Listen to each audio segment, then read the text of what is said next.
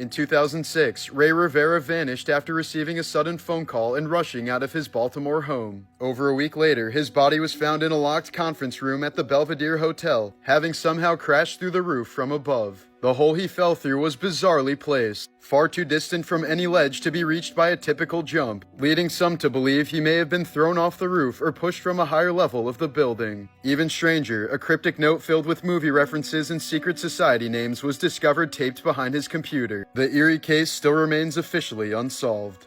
Just recently, paranormal investigator Dan Rivera was found dead in his hotel room while on the Devils on the Run tour in Gettysburg, Pennsylvania. Best known for touring with the infamous Annabelle doll from The Conjuring, the 54-year-old had spent years investigating haunted locations and was a prominent figure in the New England Society for Psychic Research. His sudden death with no signs of foul play has fueled eerie speculation, given his close proximity to one of the world's most notorious possessed objects. As of now, the cause of death remains unknown, as Rivera's mysterious end has only deepened the legend surrounding Annabelle.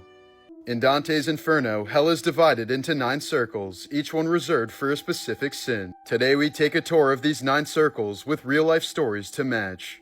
Jean Meslier was a Catholic priest for 40 years, known for his extensive charity work and devotion. But after his death in 1729, a hidden 633-page manuscript revealed that he had secretly been an atheist the entire time. He admitted to becoming a priest only to please his parents, called religion a castle in the air, and condemned faith as a tool of oppression. Tamika Hargrave died while cheating on her husband with her car mechanic. They were getting it on inside of a closed garage while the car was still running and eventually passed out from carbon monoxide. Their unclothed bodies were later found by Tamika's husband. In 2004, Gail Laverne Grimes died in the hospital after doctors spent 6 exhausting hours trying to separate her skin from a couch. The 500-pound woman had been sitting on her living room sofa for 6 years to the point where her skin had completely fused to the fabric. Rescue workers had to transport Gail and her couch using a trailer, and she ended up dying while still attached to it. Known as the Witch of Wall Street, Hetty Green was once the richest woman in America. But she became infamous for her overly obsessive frugality. She refused to pay for heat, medical care, or clean clothes. Her son's leg once had to be amputated because she delayed treatment while searching for a free clinic. Hetty eventually died from a stroke while arguing over the cost of skim milk.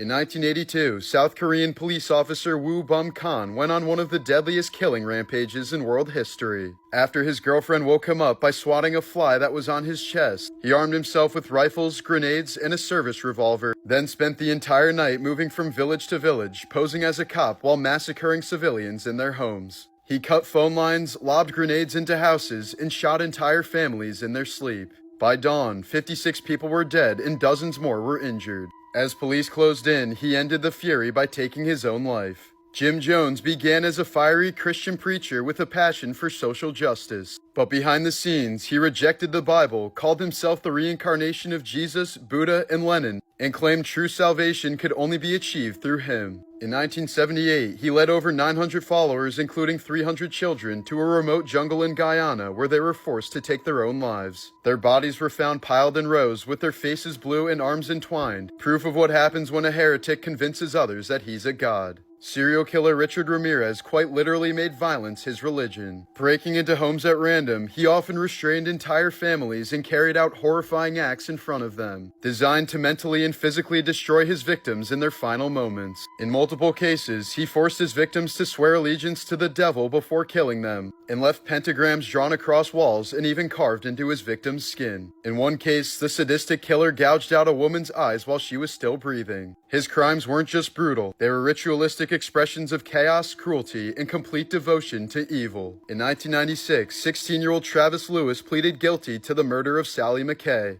While seeking closure, Sally's daughter Martha visited Travis several times while he was in prison, eventually forgiving him for killing her mother. When he got out on parole 23 years later, Martha allowed Travis to move in with her and gave her a job as groundskeeper of her estate. But when she discovered the man was frequently stealing from her, Martha fired Travis and kicked him out. Soon afterwards, Travis broke into Martha's house and stabbed her to death before drowning in a nearby lake while on the run from police.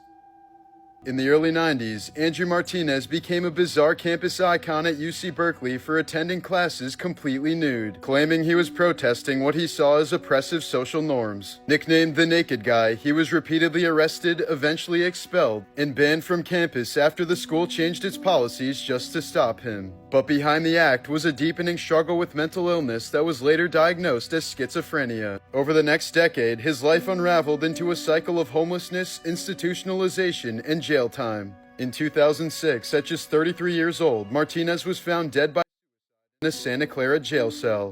In 1965, 22-year-old Lester Eubanks brutally murdered 14-year-old Mary Ellen Diener after attempting to rape her behind a house near a laundromat, shooting her twice, going home to change, then returning to bludgeon her to death with a brick upon realizing she was still alive. He was sentenced to death, but in 1972, just 3 days before his scheduled execution, Lester's sentence was commuted when Ohio temporarily suspended the death penalty. Declared a model prisoner, Eubanks was granted a bizarre privilege the next year, an unsupervised Christmas shopping trip at a mall. At some point, he walked away and simply vanished, and has been on the run ever since.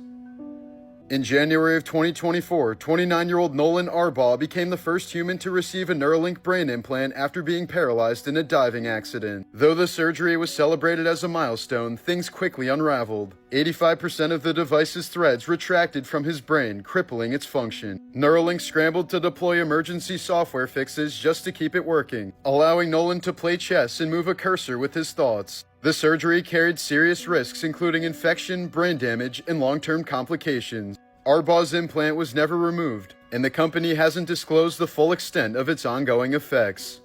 In 2017, retired U.S. Army Colonel David Will Riggins was awarded $8.4 million in a defamation lawsuit after a woman publicly accused him of raping her decades earlier when they were cadets at West Point. Just as Riggins was being considered for promotion as Brigadier General, the accusation was posted on a blog, effectively derailing his military career. But an investigation soon found no supporting evidence, and a Virginia jury later determined the woman's claims were provably false. Although the final payout was reduced to around $2.3 million, Riggins said he was grateful to have his name cleared, even if the damage to his career couldn't be undone. In 2013, Caleb McGilvery, aka Kai the hatchet-wielding hitchhiker, went viral after a wild TV interview where he described stopping an attacker with a hatchet, shouting, "Smash! Smash! Smash!" But just a few months later, he was arrested for the murder of 73-year-old lawyer Joseph Galfy in New Jersey. Galfy was found beaten to death in his own home, as Kai had reportedly punched, kicked, and stomped him until he died. Kai claimed it was self-defense after being drugged and sexually assaulted, but prosecutors said there was no evidence in his favor. He was convicted of first-degree murder in 2019 and sentenced to 57 years in prison. In 2014, Jose Salvador Alvarenga was rescued after surviving 438 days lost at sea, a journey that began when his fishing boat was blown off course in Mexico. He drifted over 6,000 miles across the Pacific in a small boat, surviving by eating raw fish, turtles, and seabirds, while drinking rainwater, turtle blood, and his own pee. When he finally washed ashore in the Marshall Islands, he was sunburnt, emaciated, and clutching a knife in terror. Though his story was initially met with skepticism, experts later confirmed it was entirely plausible, setting the record for the longest solo survival at sea by far. In July of 2023, Australian woman Erin Patterson invited her ex-in-laws and their relatives over for lunch, serving them a homemade beef Wellington laced with one of the deadliest fungi on Earth, death cap mushrooms. Within a few days, 3 of them were dead from agonizing organ failure, and a 4th barely survived after a liver transplant. Patterson claimed it was a tragic accident, but investigators found damning evidence, including a food dehydrator tied to the poison and inconsistent stories about where the mushrooms came from. She was recently convicted of 3 counts of murder and likely faces life in prison. In the mid-1800s, women across the Western world wore massive crinolines, hoop skirts that ballooned outward in all directions, often made from highly flammable fabrics like cotton. The size made them elegant but deadly. They caught fire easily near candles or fireplaces, and the sheer width made them nearly impossible to escape the flames. Within just 2 months in 1863, 19 English women burnt to death after their dresses caught fire. By the end of the decade, more than 3,000 people had died as a result of crinoline fires. What producers got away with on Fear Factor was nothing short of insane. Contestants were fed blended rats, pig rectums, maggots, and even drank donkey semen and urine in a notorious episode so vile that NBC refused to air it. Injuries were common, with some participants hospitalized for stunts that went wrong, one nearly dying from hypothermia after being submerged in ice water, while others were left with concussions, whiplash, and long-term psychological trauma. Host Joe Rogan later admitted the show became absolutely insane, as producers escalated the torture for ratings, ignoring the visible misery of their contestants. Animal rights groups slammed the show for cruelty, as live insects were eaten, snakes were abused, and rats were used in disturbing stunts, all for cheap thrills. Despite its grotesque popularity, Fear Factor was finally canceled twice, with the second cancellation triggered by the infamous Semen Challenge, which many people saw as the moment reality TV officially lost its soul. In 2019, Daniela Lace left a Marilyn Manson concert in Ontario while heavily intoxicated and drove the wrong way down a residential street, crashing into a home and rupturing a gas line. 15 minutes later, the house exploded, destroying 4 homes, injuring 7 people including first responders, and causing an estimated $10 to $15 million in damage. Lace was sentenced to 3 years in prison after pleading guilty to impaired driving causing bodily harm. In a bizarre twist, she and her father later sued the concert venue's alcohol vendor, claiming they were responsible for overseeing her and allowing her to drive drunk. The Bodies exhibit, which displays real human cadavers preserved through plastination, has long been shrouded in controversy due to allegations that many of the bodies were sourced from Chinese prisons without consent. Human rights groups believe that some of the corpses may belong to executed prisoners or political dissidents, including members of persecuted groups like Falun Gong. In 2008, the exhibit's parent company was forced to admit that it couldn't verify the origins of the bodies, posting a disclaimer that some remains may have come from Chinese prisoners. Visitors may unknowingly be viewing the dissected bodies of people who died under horrific conditions. In 2020, Canadian actor Ryan Grantham, known for his roles in Riverdale and Diary of a Wimpy Kid, shot and killed his 64-year-old mother while she was playing piano in their home, then filmed the aftermath on a GoPro. Grantham then packed his car with guns, ammunition, Molotov cocktails, and a map to Prime Minister Justin Trudeau's residence, allegedly planning to assassinate him. But instead, he drove to a police station and turned himself in. During the trial, it was revealed that Grantham was suffering from severe depression and thoughts. He pleaded guilty to second-degree murder and was sentenced to life in prison with a possibility of parole in 14 years. In 1988, expert skydiver Ivan McGuire boarded a plane in North Carolina to film a routine jump from 10,000 feet. With over 800 jumps under his belt, he was calm, confident, and fully focused on capturing the perfect footage. His helmet camera recorded everything: his smooth exit from the plane, the free fall, and the other jumpers floating below. But partway through the descent, McGuire began frantically patting his back, expressing confusion that quickly turned to panic. Just seconds before impact, his voice can be heard yelling, "Oh my God, no!" He was apparently so focused on filming that he had jumped without a parachute. While filming Black Panther and other Marvel movies, Chadwick Boseman was secretly undergoing intensive treatment for stage 3 colon cancer, enduring surgeries and constant chemotherapy between shoots. Even most of the cast and crew had no idea that Chadwick was sick. He kept his diagnosis completely private, sharing it only with a small circle of family, his producing partner, and a few close confidants. Despite the pain and exhaustion, Boseman still continued to visit children with cancer at St. Jude's Hospital. Many of the kids he visited passed away before Chadwick did, never knowing that their hero was also fighting the same battle. In November of 1990, Life magazine published this haunting photo of AIDS activist David Kirby on his deathbed, surrounded by his grieving family in an Ohio hospital. Captured by photographer Therese Frere, the image became known as the photo that changed the face of AIDS. It humanized the epidemic at a time when stigma and fear were rampant, showing the devastating personal toll of the disease. With his family's consent, the photo was shared globally, sparking empathy, outrage, and awareness, ultimately helping to shift the public perception of AIDS. In 2014, comedian Tracy Morgan was critically injured in a car crash on the New Jersey Turnpike when a Walmart tractor trailer suddenly slammed into his limo van. The collision killed his close friend and fellow comedian James McNair and left Morgan with a broken femur, broken ribs, broken nose, and a traumatic brain injury. Doctors initially feared he might not survive, and he remained in a coma for over a week. The truck driver had reportedly been awake for more than 24 hours, prompting Morgan to sue Walmart for negligence. The company ultimately settled the lawsuit outside of court, and Tracy has publicly forgiven the driver.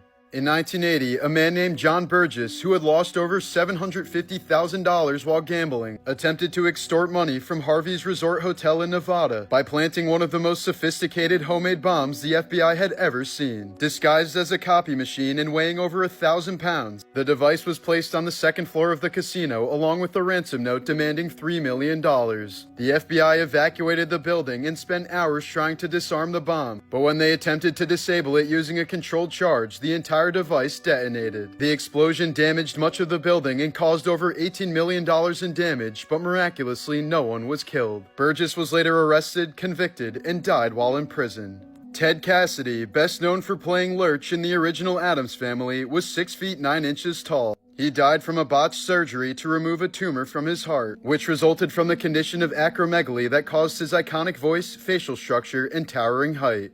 After leasing the World Trade Center just weeks before 9/11, Larry Silverstein filed an insurance claim arguing that the attacks on the Twin Towers constituted 2 separate terrorist events, entitling him to double the $3.5 billion per occurrence payout. The case went to court, where the court agreed with Silverstein for 9 of the 20 insurance companies, forcing them to pay double. In total, Silverstein received around $4.55 billion for the collapse of the World Trade Center. In 1991, 5 young boys vanished while searching for salamander eggs on a mountain in South Korea, earning them the nickname the Frog Boys. Despite a massive nationwide search, their remains weren't discovered until 2002, just a few miles from where they disappeared. Initially ruled as deaths by exposure, an autopsy revealed that 4 boys had suffered blunt force trauma to the head and 1 had a gunshot wound. Even more unsettling, their clothes were found tied together with bullets wrapped in them. The site was suspiciously close to a military training zone, but police refused to investigate any military involvement. No one has been held accountable to this day.